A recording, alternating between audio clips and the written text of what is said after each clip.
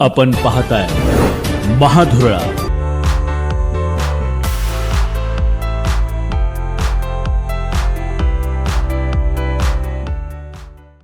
नमस्कार. महाधुरळा यूट्यूब चॅनलमध्ये मी गुरु बाळमाळे आपल्या सर्वांचं मनापासून स्वागत करतोय. अखेर कोल्हापूर महापालिकेत 8 स्वीकृत नगरसेवकांची नावं निश्चित झाली.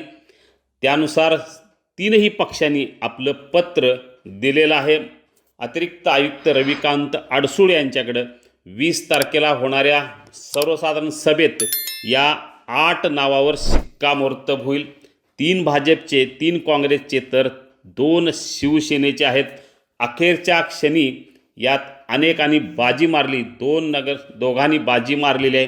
काही नावं गेल्या 15 दिवसापासून निश्चित होती आणि काही नावांमध्ये अचानक बदल झालेला आहे.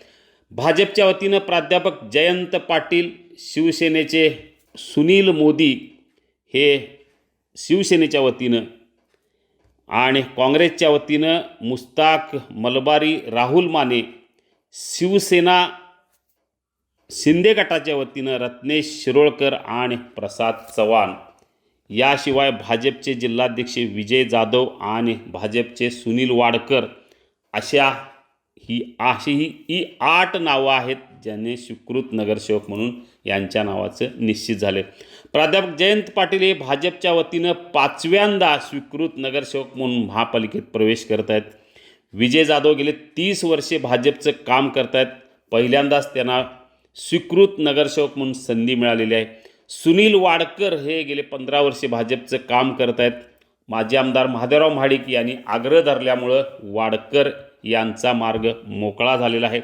सुनील मोदी ही शिवसेना उबाटाचे शहर प्रमुख आहेत. त्यांनी नुकताच राजीनामा दिला, पण आमदार सतेज पाटील यांच्या पडद्यामागच्या सूत्रधारामध्ये मोदी यांचा क्रमांक वरचा लागतो, त्यामुळं त्यांचा नंबर यामध्ये लागलेला आहे. मुस्ताक मलबारी यांनी या महापालिका निवडणुकीत काँग्रेसचं मोठं काम केलं. अनेक जागा निवडून आणण्यात त्यांचा वाटा होता, त्यामुळे त्यांना संधी दिलेली आहे. राहुल माने यांनी थेट शारंगधर देशमुख यांच्या विरोधात लढा दिला, पराभूत झाले, पण लढाई जोरात केली म्हणून राहुल माने यांना ही संधी देण्यात आली आहे.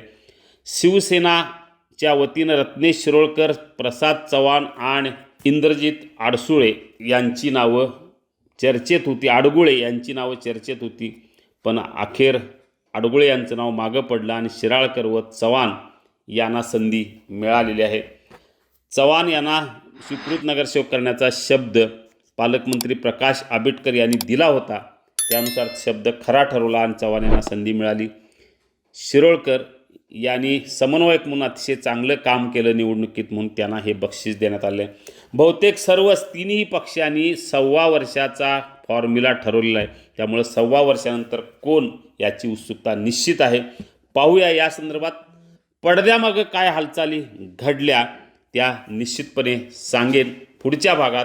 तूर्त ब्रेकिंग न्यूज एवढीच की 8 स्वीकृत नगरसेवक ठरले.